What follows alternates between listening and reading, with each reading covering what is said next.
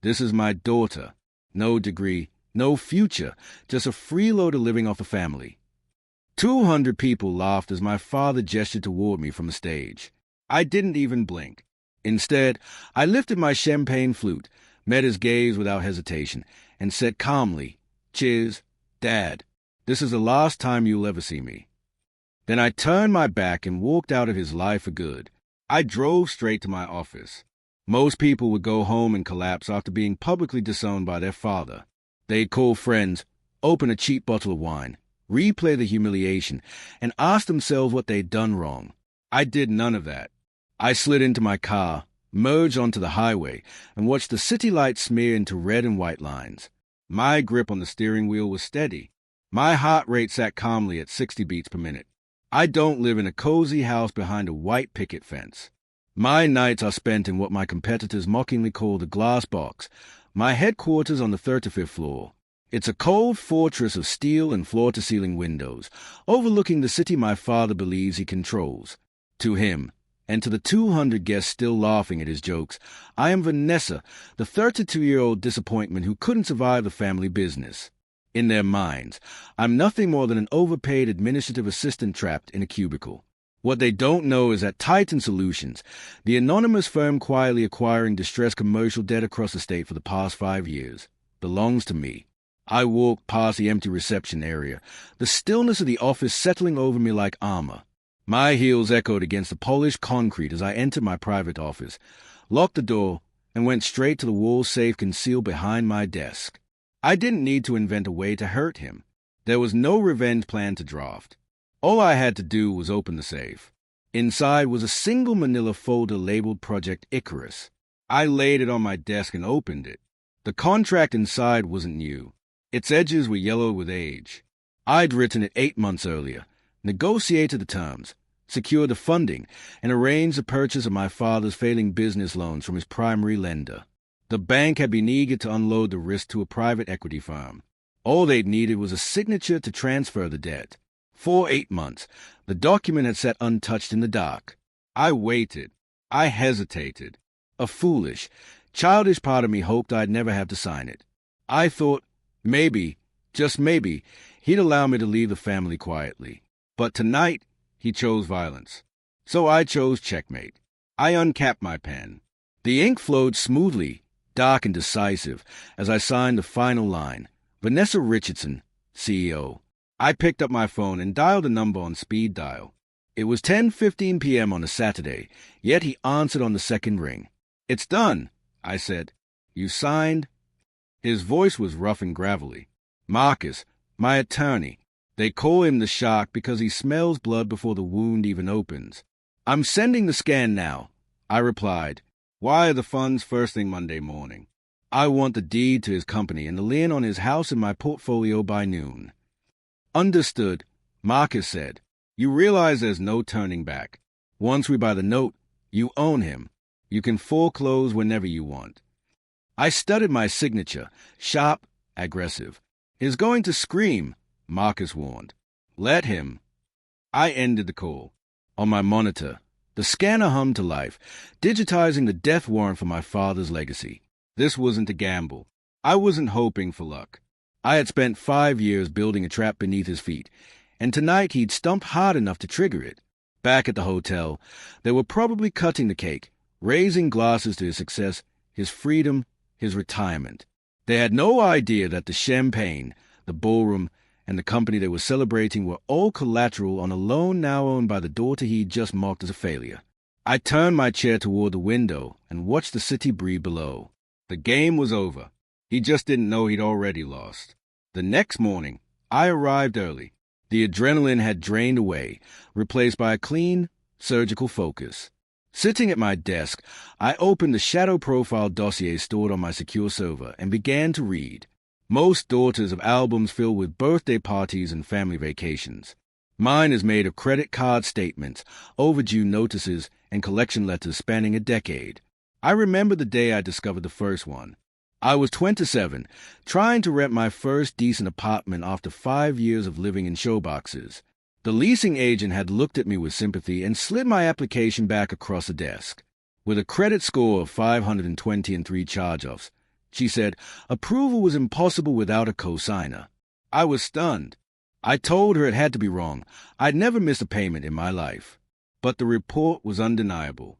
3 maxed-out credit cards, a $20,000 personal loan in default, all in my name, all tied to one address, my father's house. I understood immediately. My stepbrother Ryan's gambling addiction was politely referred to as bad investments. My father, determined to protect his golden boy, needed a way to cover the losses without touching his own money. So he used me. He treated my identity like a spare battery, draining it completely to keep his son afloat. I should have gone to the police. I should have reported the identity theft and watched them escort him out in handcuffs. But I didn't. Instead, I hacked the accounts. It was easy. He reused the same password everywhere. I redirected the contact email to a burner account only I controlled. I switched everything to paperless billing. Then, for 5 years, I paid. Month after month, I paid the minimum balances on debts that were never mine, using my grandmother's secret inheritance, money meant for a home, for travel, for happiness, to bury my father's crimes. Why protect him? That's what everyone asks. Because I knew something he didn't. If I exposed him then, he'd claim it was a mistake. He'd cry, apologize, pay a fine, and walk away with his company and his power intact.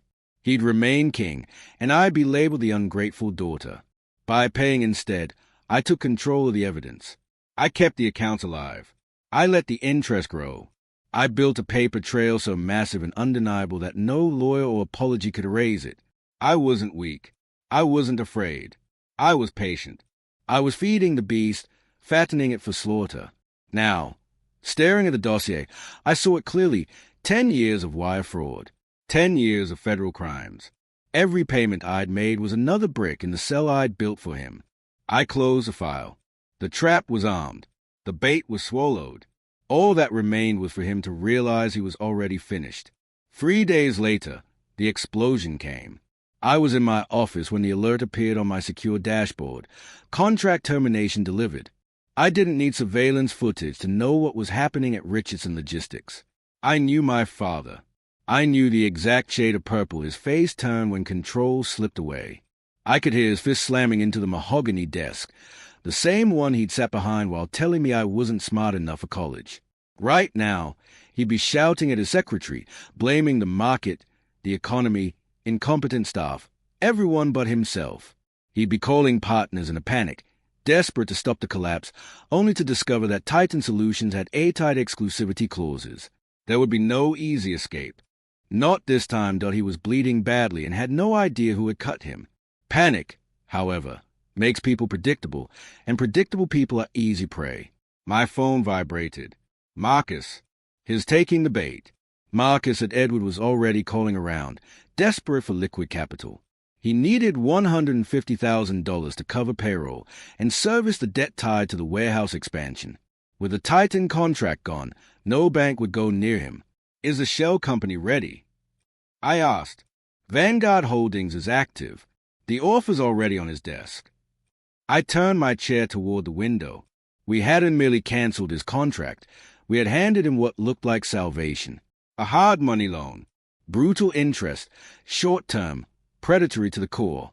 The kind of loan you only accept when desperation collides with arrogance, when you believe you can repay it before the shark shows its teeth. Edward Richardson had both qualities in abundance. He thinks he's clever, I said. He believes the money will keep the company afloat for 30 days, give him time to find a new vendor, then refinance. He doesn't know there are no new vendors, Marcus replied. You own the market, Vanessa. Did he actually read the terms? He skimmed them. He's fixated on the interest rate. Thinks he won because we lowered it by 0.5%. He never made it to page 14. Page 14. The Confession of Judgment, a clause most legitimate lenders abandoned long ago because it functions like a legal weapon. By signing it, the borrower waives a right to a trial, the right to notice, even the right to defend themselves if a single payment is missed. The lender can walk straight into court, file judgment, and seize assets immediately. No lawsuit, no defense, no judge, just execution. His signing this afternoon, Marcus said. Ryan's with him. They are celebrating. I closed my eyes and pictured the scene. Ryan, my stepbrother, uncorking champagne, convinced his father had once again saved the day. Edward reclining in his chair, satisfied that he had outplayed another foolish lender. They were celebrating the noose I had already tightened around their throats. Let them, I said flatly. Process the wire. Give him the money. Marcus hesitated. You're sure this is an investment? No, I said. It's a purchase. I'm buying the right to destroy him, legally. I ended the call. The trap was armed. The bait swallowed. The genius of a honeypot isn't coercion, it's consent. The enemy walks in willingly, believing it's refuge.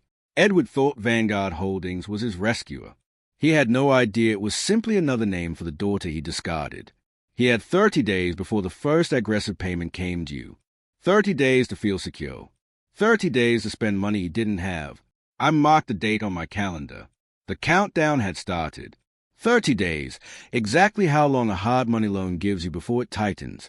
The timeline is designed to shatter businesses already fracturing. I watched the calendar like a hawk tracking a field mouse. Week 1, my father went silent. He was likely firing middle managers and screaming at suppliers, clawing for enough cash to cover the vig. Week 2, Ryan posted a photo on Instagram. A new watch. Tag Hoyer, the caption read. Invest in yourself. I took a screenshot and added it to the folder. They weren't saving. They were burning the principal, treating the lifeline like a lottery payout.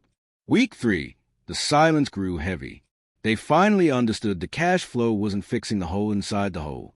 The ship was still sinking, and now there was a shark circling the raft. On day 31, at exactly 5 p.m., an alert flashed across my monitor. Default confirmed.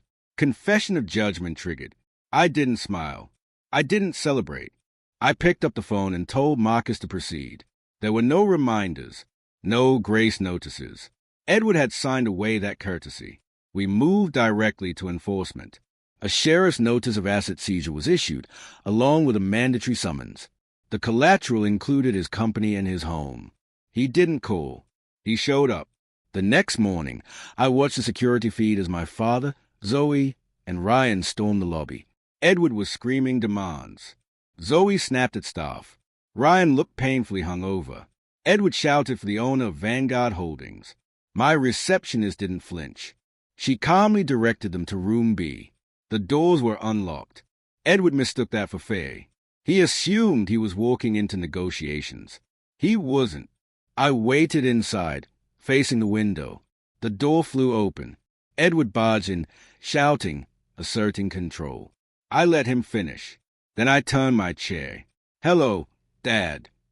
The room collapsed into silence. He demanded to know where the owner was. I told him to sit. He refused. I am the lender, I said, sliding the note across the table. Vanguard Holdings belongs to me. I funded it. I control it. You borrowed $150,000 from me. That was the instant his power evaporated. I explained the reality. Default meant immediate seizure. No grace period. No trial. His accounts were frozen. His company was gone. The deed to his house now carried my name. He asked why.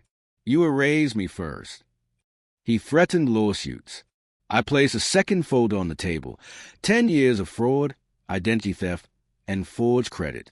Option A, I said, you sue. I hand this to the FBI. You go to prison. Option B, you sign. You leave with nothing except your freedom. He signed without reading. Ryan asked about his car. I told him it was already being repossessed. They left without another word. After the elevator doors closed, I dialed a number that had long been disconnected. It's done, Grandma, I whispered. We won. I stepped outside and breathed clean air. If you're afraid to release a toxic family, understand this. You are not losing anything. You are reclaiming everything.